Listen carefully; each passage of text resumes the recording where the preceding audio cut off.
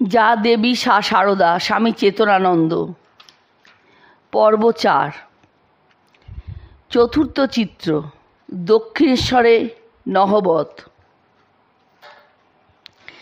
দক্ষিণেশ্বরে মন্দির উদ্যানের উত্তরে ও দক্ষিণে গঙ্গার কিনারে রানীর আসমনি দুটি নহবত তৈরি করিয়েছিলেন মা ভবতারিণীকে বাজনা শোনাবার জন্য। শ্রীমা কালীবাড়ির বর্ণনা প্রসঙ্গে লিখেছেন, নহবত হইতে রাগ রাগিনী সর্বদা বাজিতেছে।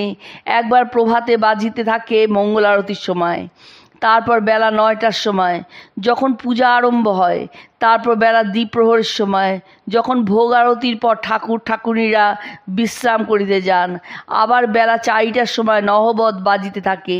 তখন তাহারা বিশ্রাম লাভের পর গাত্রোত্থান করিতেছেন ও মুখ ধুইতেছেন। তারপর আবার সন্ধ্যা আরতির সময়, অবশেষে রাত 9টার সময় যখন শীতলের পর ঠাকুর শয়ন হয়, তখন আবার নহবত বাজিতে থাকে।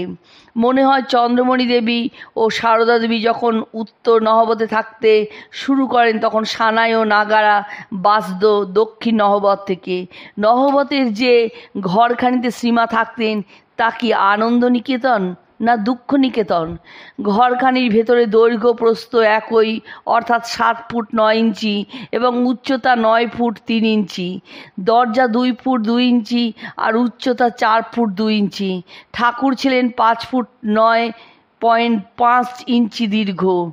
শ্রীমায়ের ছবি দেখে মনে হয় তিনি ঠাকুরের চেয়ে 3-4 ইঞ্চি ছোট হবেন, অর্থাৎ প্রায় 5 ফুট 5 ইঞ্চি। ওই 4 ফুট 2 ইঞ্চি দরজার মধ্যে দিয়ে 5 ফুট 5 ইঞ্চি দীর্ঘ শ্রীমা যাতায়াত করতেন। তার আত্মকথা, প্রথম ঘরে ঢুকতে মাথা ঠুকে যেত, একদিন কেটেই গেল, শেষে অভ্যেস হয়ে গিয়েছিল। দরজার সামনে গেলেই মাথা নুয়ে আসতো। কলকাতা হতে সব মোটাসোটা মেয়ে লোকরা দেখতে যেত আর দরজা দুদিকে হাত দিয়ে দাঁড়িয়ে বলতো, আহা, কি ঘরেই আমাদের সতীলক্ষ্মী আছেন গো, যেন বনবাস গো। আমার কল্পনার চোখে দেখি শ্রীমা শাশুড়ির ডাকে বা ঠাকুরের কাজে দ্রুত বেরিয়ে আসছেন তার ঘর থেকে। দুম করে তার কপাল দরজার উপরে ফ্রেমে লাগলো, সঙ্গে সঙ্গে কপালে ফুলে উঠল যেন রক্তরাগে রঞ্জিত একটি টমেটো। চোখ দিয়ে জল গড়াচ্ছে, ঘোমটা বা হাত দিয়ে ওটিকে ঢেকে তিনি সেবা করছেন শাশুড়ি ও স্বামীর। দরজার সেগুন কাঠের ফ্রেমের ওপর আমাদের রাগও হয়, আবার হিংসাও হয়। রাগে বলি, ও ফ্রেম, তুই আমাদের মায়ের কপাল কেটে ফুলিয়েছিস, তোকেও এক্ষুনি কুড়োল দিয়ে কেটে চৌচির করব।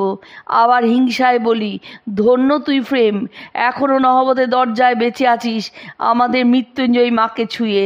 তুই মাকে কতবার স্পর্শ করেছিস, আমরা তাকে একবারও ছুঁতে পারলাম না। শুনেছি চীনে এক সাধু গুহায় বাস করতেন, তার কাছে যেতে হলে হামাগুড়ি দিয়ে যেতে হতো। তিনি শিষ্যদের নম্রতা শেখাবার জন্য ওইরূপ ব্যবস্থা করেছিলেন, কিন্তু আমাদের মা মৃদুতা ও নম্রতার প্রতিমূর্তি ছিলেন, সুতরাং তাকে ওসব শেখাবার জন্য নহবতের নিচু দরজার প্রয়োজন ছিল না। নহবতের এই ঘরখানি পুরীর গম্ভীরাতে শ্রী চৈতন্যের ঘরখানিকে মনে করিয়ে দেয়। ওই ঘরখানি এত ছোট যে চৈতন্যদেব পা সোজা করে শুতে পারতেন না, হাঁটু ভেঙে শুতে হতো। নহবতের ঘরখানিকে স্মৃতিপটে এনে দেখি দেওয়ালের পাশে মেঝেতে কুটোর বীরের ওপর বসানো মাটির বিভিন্ন হাঁড়িতে চাল ডাল আটা সুজি নুন চিনি মশলা স্তরে স্তরে সাজানো। 9 ফুট 3 ইঞ্চি সিলিং থেকে ঝুলছে মায়ের হাতে তৈরি পাটের সব শিকে। ওই সব শিকেতে ঝোলা হাঁড়িতে নানা জিনিসপত্র। সংসারে সব বস্তুরই প্রয়োজন মায়ের আত্মকথা।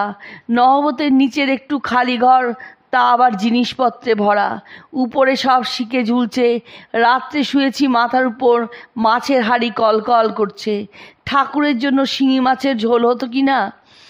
নহবতের বিছানা সম্বন্ধে মা নিজেই বলেছেন, ঠাকুর কতগুলি পাট এনে আমাকে দিয়ে বললেন, এইগুলি দিয়ে আমার শিকে পাকিয়ে দাও, আমি সন্দেশ রাখবো, লুচি রাখবো ছেলেদের জন্য।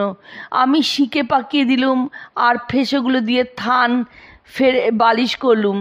চটের উপর পটপটে মাদুর পাততুম আর সেই ফেসর বালিশ মাথায় দিতুম। নহবতের ঘরে শ্রীমাকে নিশ্চয়ই শ্রী চৈতন্যের মতো পা গুটিয়ে হাঁটু ভেঙে শুতে হতো। এখানেই শেষ নয়, কলকাতার ভক্ত মহিলারা এসে শ্রী মায়ের সঙ্গে ওই একটুখানি ঘরে আশ্রয় নিত। কথায় বলে, যদি হয় সুজন তেঁতুল পাতায় নজন। নহবতে শ্রীমায়ের সর্বদা সঙ্গী ছিল না। লক্ষ্মী দিদি, গৌরীমা, হরির মা, যোগীন মা, গোলাপ মা, গোপালের মা প্রমুখ শ্রীমায়ের সঙ্গে কখনো কখনো থেকেছেন। বিকালে নহবতের সিঁড়িতে একটু রোদ পড়তো, তাতে মা চুল শুকাতেন।